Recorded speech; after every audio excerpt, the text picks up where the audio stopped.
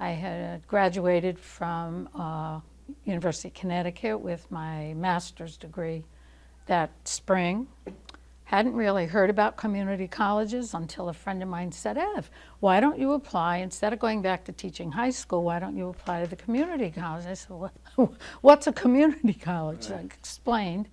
And I applied not only to Middlesex. At that time, you filled out an application, and they kind of sent it to wherever there might be an opening. So it ended up going to what is now Gateway Community College in New Haven, Manchester Community College up in Manchester, and here.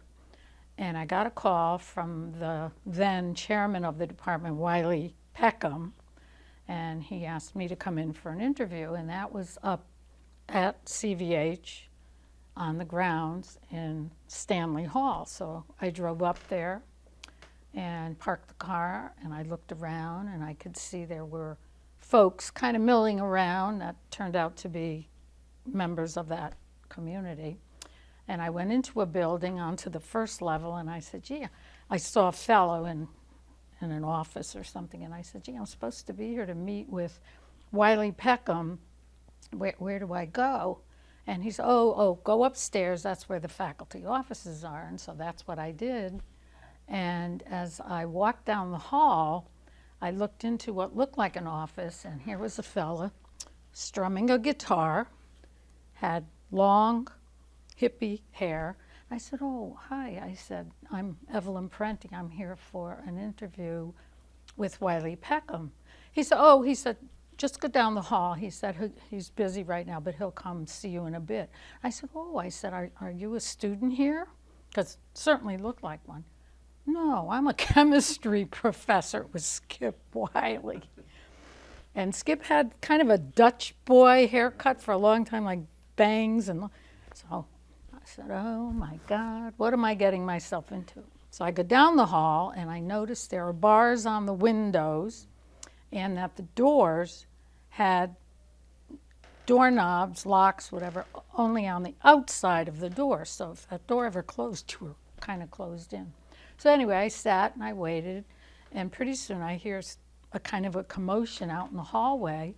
Got up and I peeked out, and here came Phil Wheaton, president, and his secretary, Sylvia, forgotten her last name, and he's walking with the mace, the large, what do I call it? For graduation, there is a large wooden mace that the president or somebody walks, and they're walking down the hall, marching with this mace, and Sylvia's making music like as if it was graduation. I said, oh my God, what am I doing here? What is this? Anyway, they stopped in the hall, and I introduced myself. Oh, so nice to meet you. And then I went in, and eventually Wiley Peckham showed up, and we interviewed. And I had gone to, my undergraduate was at Southern Connecticut State, now University.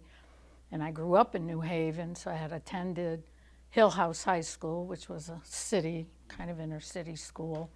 And he was very impressed with those credentials. And we interviewed. And then he said, all right, well, good luck, and you may or may not hear from us. But probably a week later, I got the call that I would be teaching here, and I would be teaching 4 sections of basic human biology, what we used to call Biology 100. And that was basically my assignment for several years. And then I also taught couple of times anatomy and physiology, and I also taught a section of zoology, so, in the sciences. So. Well, let's go back. So you were born in New Haven? New Haven, right. Yes, lived in the city. My What did your dad. family do? What did your dad do? Well, and I originally, when I graduated Southern, I could back up there, I taught for 4 years at the Amity Regional System, 9th grade biology, and taught there for 4 years. That was in Orange. My dad was born in Philadelphia, but at a young age, his family all went back to Italy. What part of Italy, do you know? Around Naples, Okay. yeah. Cerrito Sanita is Okay. the name of the town. My mom was born here, and I Is she had, Italian also? yeah, Perone was her maiden name, and I have or had an older sister and a younger nuisance brother. So when I graduated, All right, so I your was- father moved back to Italy, was in Philadelphia, went to Italy? yes, you're And right. then what? Okay, so they went to Italy, and then at around his age of 16 or 17, friends who were still in America, family put him on a ship, and he arrived in New Haven on his own and stayed with friends. And I don't know when, after that, he was in World War I know World War that. I? Yeah, he He was. fought for the United States or for Italy? No, he was a citizen, bear in mind, because he was born in Philadelphia. Okay. So he fought in the U.S. Army. Okay. I think he was, maybe he was a medic or something like that. You know Anyhow, where he fought, just out of curiosity? I don't remember Okay. exactly where, Vic. Yeah, How no. was his English? Kind of broken, you know. I mean, he was well, you know, he read, he understood. Yeah, very gentle guy. And your mom was born where? In New Haven, in and around. Okay. And were her parents from Italy also? Yeah, they were. Amalfi? My grandfather was a farmer, had Okay. quite a bit of property in what would be called Westville, outside of New Haven. Okay. Yeah, my mom was one of 6, and I don't remember how she met my father, but at any rate, yeah. So And do you speak any Italian? I did. My grandmother lived with us for quite a while, my mother's mother, and so you know, you kind of spoke dialect. Not. Right. I studied Italian in high school, so I learned, you know, a little bit more. But for the most part, she understood English. It was, you know, again, just kind of broken. And where did your father work in New Haven? So my dad worked for a company called the May Manufacturing Company, and he was a tailor. They made coats, women's and kids' coats. And so he worked there, for, I don't know, many, many years. My mom was what we used to call just a housewife, you know. Neither one of them drove. Now that's an interesting thing, but there were always trolleys and then buses in the neighborhood, you know, that we lived in. Was it mostly an Italian neighborhood? A mix, really quite a mix right there in New Haven. Yeah, Irish, Italian, German, yeah, quite a mix. And then eventually we had some black neighbors as well. So it was a really good cosmopolitan neighborhood. Yeah, so when I graduated Southern, I got the job at Amity, in the Amity system. And then the requirement was to teach in Connecticut. After 3 or 4 years, you needed to earn a master's degree. Couldn't continue without that. So I left, not that I wanted to, because I loved teaching at that level, but anyhow, that's how I got the master's at UConn, and then came here, and this is where I stayed for the rest of my career. Most of you guys will probably change jobs every 5 years, like my son does. But yeah, so I really only had 2 jobs in my whole life, teaching at in the Amity system, and then here at Middlesex. And so after high school, you went to Southern, or right, you said, or Central? After high school, from Hill House High School, and directly into Southern Connecticut State College is what it was called. And that was within walking distance of where we lived in New Haven. Again, my parents didn't drive, so we never had a car until my sister turned 16. And then we had 1 car. So then when I got my license and my brother got my license, his license, we had to share that 1 car. And we made it work. Yep. So what led you to get into, you said you were a biology teacher, so what led you to go down that path? So in what we had at that time was called junior high, when I was in 8th grade, I had a science teacher, black gentleman, I'll never forget, Cosby Marable. And he just was so dynamic in teaching science. And in those, you got a little bit of earth science, chemistry, it was a mix. And I have to say this too. Back in the day, for women especially, we're talking you want to either be a nurse, a teacher, or a secretary. Those were kind of the three. Rarely somebody you knew became a doctor or something like that. So I focused right in on his teaching and his inspiration, and I said, that's what I want to do. So from 8th grade on, I knew, and I loved the science. That was always fascinating. I liked the human science, more than chemistry or anything like that. So that was the direction I went. And what was the difference between teaching from where you taught before and then teaching at Middlesex? Yeah, so teaching in the town that I was in, which was Orange, Connecticut, kind of an affluent town. So the kids that I taught in 9th grade were a mix, but pretty much motivated and wanting to learn. But, they had issues as well. So when I came to Middlesex, sadly, the attitude of people were community college, glorified high school. Students are, lower on the totem pole. And I will tell you that I never, ever found that to be true. Here again, we have and we still do, I'm sure, have a lot of non-traditional students. And almost all the years that I taught here, the average age of my students were somewhere around 30. Yeah, I had 18-year-olds and 19-year-olds, but I had so many students who were the first in their family to go to school, to go to college, and talk about dedicated, doing whatever needed to be, and working, and many of them had families. So it's hard to compare, to answer your question, because I was talking 14-year-olds versus adults, but I loved every minute of it. Now, when you taught here, did you do like any research or anything? No, not really. We talked about whether or not there was that requirement before I got hired, and at that point, pretty much the attitude was, the teaching is, your primary, primary thing. So, no, nothing in terms of, independent research. So you got the job, and you're probably happy about that. Yeah. Getting the job. Tell us about, if you remember, that first day on campus, that first week, Um, and your adaptation to the people who were here. Right.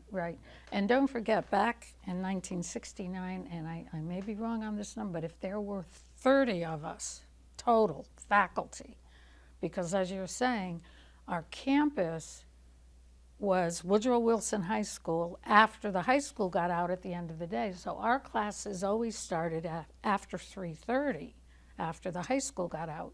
For the sciences, that's where we were able to use some of the facilities up at CVH. I taught my biology labs in what used to be, I believe, like an old tin shop, something where they manufactured, I don't even know what, for the use on the campus of a hospital. So classes started probably, around Labor Day or whatever. I was pretty comfortable. I drove up, and I think I was going to meet my first class was a lab. So I had a roster, if I could call attendance, who's there, who isn't there. And maybe not the first day, but a few days later I said, oh gee, I don't remember you being in my class, who are you? And I did not have that person's name on any roster. Turned out it was one of the clients of the CVH facility wandering the grounds, said, oh, what's going on in here? Came in and sat down. It was not disruptive, but I thought, oh, maybe somebody added the class late or whatever. So occasionally we had visitors to the classroom, but we just all accommodated and, did well. So. Now, as you continued working at Middlesex throughout those early years, what were some of the relationships with your colleagues that you developed over those early years? Well, and I will tell you again, because our classes were held at Woodrow Wilson, all of us, the English, the math, the science, everybody, we would arrive at the high school probably, let's say classes got out at 3 or whatever time it was. So there was a little break in between there. So we often, all of us, congregated in the cafeteria, if we had a coffee thermos or whatever. So there was a lot of intermingling and sharing, stories about family and kids. When we moved up here, then we each all got our separate buildings. Some of us kind of felt, oh, I'm not sure I like it, because now I didn't see you guys because you were up in Snow. I was in Wheaton Hall, and administration was down in the other building. So coming up on campus took more of an adjustment than being at the high school, because we would laugh, we would share stories, we looked out for each other. It was really great. And again, there was probably only 30 of us. So. And what was it like maintaining those relationships when you moved to Middlesex now that you're in different buildings? Yeah, right. So then it took a little more effort to either have some social gatherings, which we did do on occasion. You remember, I can't think of her name, Martha Stanner, who came quite a bit later, and sadly, of course, she passed away. She was forever organizing social gatherings, meet in the cafeteria, we're going to have, coffee and donuts, that kind of thing. So it kept it up, kind of at a different level, but we still, were able to maintain relationships. Now, when you came to this Middlesex campus, one of the past interviews, they said they were more relieved that Middlesex had made it. Like, did you have that same sense? Like, what was your first impressions of the new Middlesex campus with, like, Wheaton and Snow? Right. Well, and again, because we were, consolidated, like the White House that Vic is talking about, that was our administration building, period, the end. Bookstore was downstairs, and then administrative offices, president, and everybody else was in different offices. So when we got up here on campus, 35 acres, I think, is pretty much what this covers. We thought, whoa, this is terrific. Of course, we only had 3 buildings. This building was added much later. So it wasn't a large campus, but yeah, we thought this is great. And then, new programs started getting added. So we felt we're good. Yeah, this building opened in January '93. Okay. At the end of my first semester. Yeah, I was going to say, were you on board by then? I was here. Correct. for the Now, semester. what was the opening of Chapman Hall like? What was the opening of Chapman Hall like? Well, because mainly, it was, this wasn't here, obviously. I think what was down here? Classrooms? Oh, ophthalmic design. Are they still down? They're still down Down here. in This here. was just general classroom. Yeah. So it was mostly the library and the Pegasus Gallery. Trying to think, what the heck else was in here? Oh, I think there might have been some offices that were being used, almost like tutoring, that kind of thing. So as much as we enjoyed getting the building, it wasn't always for classrooms, so we were still a little tight. And of course, in our area, we had to have labs, the chem lab, the earth science lab. So we kind of felt we're still in a And confined. just so you guys know, the library Yes, was in Founders Hall. Right, originally. that whole area where the registrar is and all those offices there, you know how there's a hallway that goes around the edge, all the way around? The middle of that used to be the Yeah, library. that's And right. the stairs in the student lounge go through the stairs up to the stacks That's in the library. right. I forgot, but Yeah, you're no, right. so- Or you extended into what's now the student lounge. Right. Right. Because yeah, you're right. The student lounge was added not that long ago. Yep. Now, you were here for Wheaton, Chapman, Hart, Sullivan, and Yeah. Nieves. Nieves. Yes. Like, what's like the most memorable experience that you've had with one of them? Obviously, you told us about being hired with Wiley Pickham. Like, what was like your first impression when you met those? Well, I'll tell you the truth. Every single one of them was quite different. Wheaton probably stands out the most in my mind because, of course, he hired me, so to speak, and he was president. for many years. So he too was a bachelor when, we first met him, ended up marrying one of the faculty members. And so I found him to be, what do we want to say, more like a fatherly figure, because again, I was straight out of grad school, so what was I then, 23 maybe? So I found him to be very nurturing and helpful.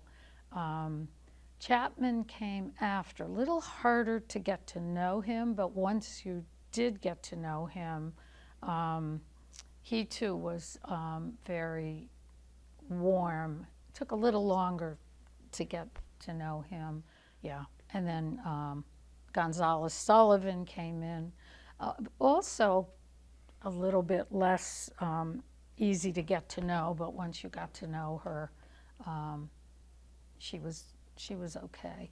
And then Nieves was the final one, and yeah, he was also pretty easy to get to know. But I still think Phil Wheaton stands out in my mind. Now, you said you met your husband here? No. My husband at the time was an assistant principal back in the Amity system, so I met him when I was teaching there. Now, you were here quite a while in a pretty broad stretch of time. Yes. How would you say, or would you say, that sort of the general culture and type of students that came to the college shifted over time, or would you say it stayed approximately the same? Oh yeah, no, I think there's been a shift from, when I first started at Middlesex, to when I left. I think, what do I want to say, the sophistication, the direction that the students, they just seemed to know more about who they were, what they wanted to do, why they were here. I mean, there were years when there were students, remember too, guys, when I first started teaching here, tuition was $50 a semester. Yes, then you bought your books.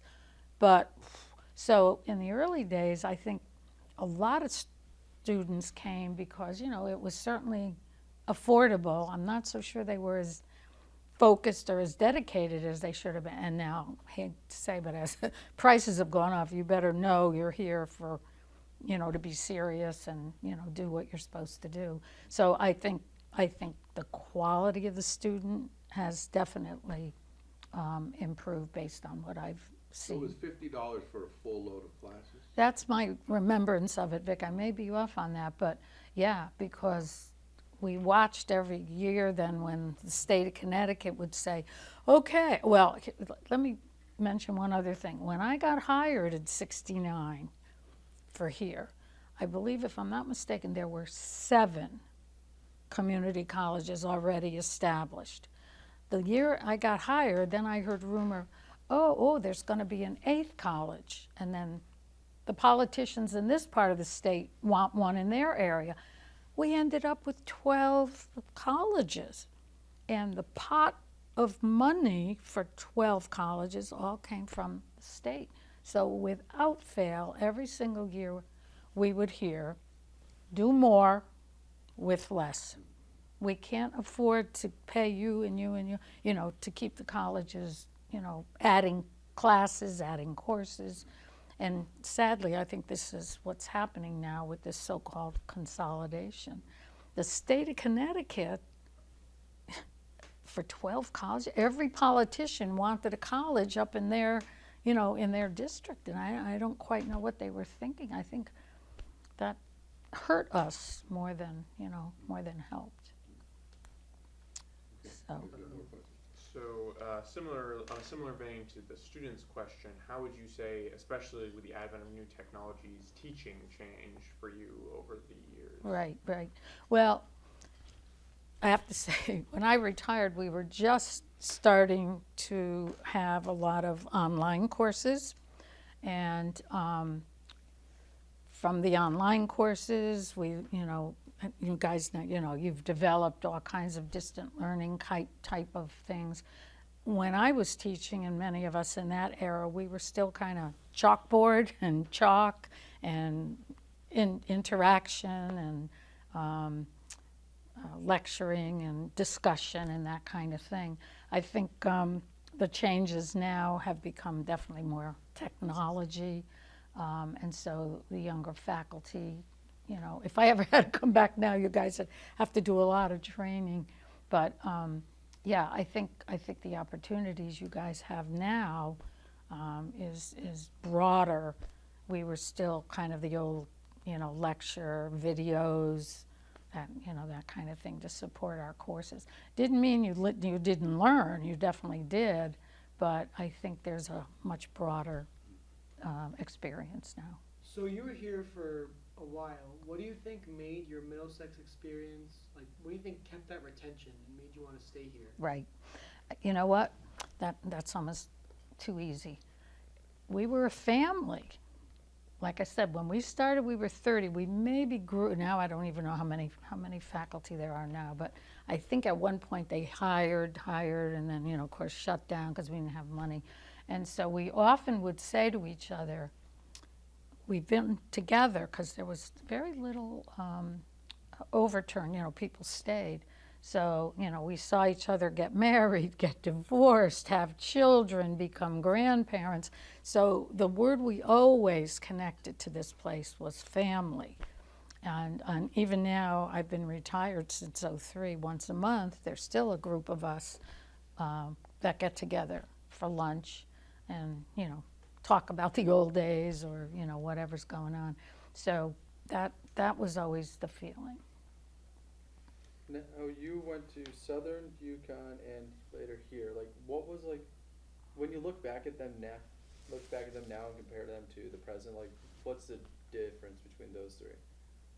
Well, here again, when I went to Southern, it was fairly large even then, but almost everybody there was training to be a teacher. They now have expanded, and well, they still had, I believe, like a speech specialty. There was some art, theater, there was that. But the majority of us were there to either become elementary, you know, even, I'm not sure if it was preschool, but definitely elementary, middle school, or high school teachers. So there was a set of, you know, courses you were expected to take, and then we all had to do student teaching. And in my case, I first taught a 5th grade class in New Haven. That was my first assignment as a junior in college. And then as a senior, I had to do student teaching and ended up doing it at the Amity system, and that's where I got hired after that. And then UConn is big, large. And by the way, I watched the game last night, and that's why I'm so tired, because it got out so late. Oh, I was so proud of those guys. Yeah. Sad about the girls, though, because that's the women, because that's who I really wanted to see go forward. So UConn, larger. I lived off campus, had an apartment with a roommate.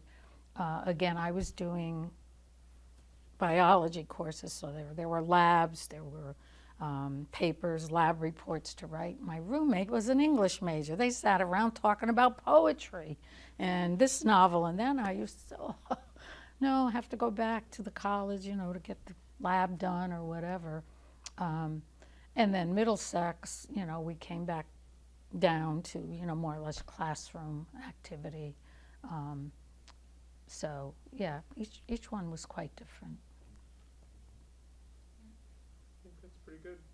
All right, so when you look back across all those years, what are you most proud of? There wasn't a semester or a day that I didn't drive up from Branford, which took me door to door 40 minutes, and today it still took 40, that I wasn't excited to be up here. You know, when other friends of mine here were saying, oh, I'm done. I'm so burnt out. I got to retire. I said, I am not going to make myself ever get to that point. I want to go out on a high note, not a low note. And to the day that I retired, I never ever felt, every semester was different, every class I taught was different. So it was just my thing. So that's how I saw it. Now, what made you decide to retire? Because you said, Okay, so, good question. I have a daughter and a son. My daughter, and that's another whole story, landed in Arizona. And she had her first baby, my granddaughter, in '05. And by then I had retired, remember, in '03, but I was still teaching part-time. And when she had Brianna, and I was still teaching, I went out for a couple of weeks, whatever, but had to get back because classes was just, I said, you know what? I want to be able to go when I want to go and not worry anymore about what is, the semester schedule. So I made it to the spring of '06, just before she turned a year old, and decided that was good. Okay, you guys got any more questions? You got All it? right, well, thank you, Ev. Thank That you was very much. wonderful.